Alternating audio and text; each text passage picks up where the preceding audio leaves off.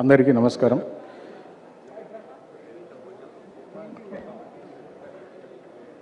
ఈ cinema producers Madhu గారు and బుజ్జి గారు సో ఫ్యాషనేట్ ప్రొడ్యూసర్స్ ఇద్దరు కలిసి తీసిన సినిమా ఇది.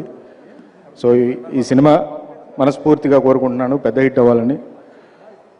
గోపి నీ కెరియర్లో బిగ్గెస్ట్ హిట్ అవ్వాలని కోరుకుంటున్నాను.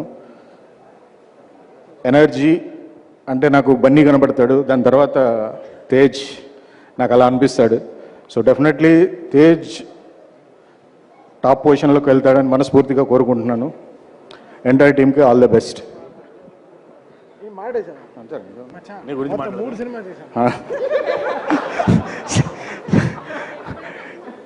ఆడియో గురించి పెద్దగా చెప్పాల్సిన అవసరం లేదు, ఎందుకంటే ఇది ఆల్రెడీ బ్లాక్ బస్టర్.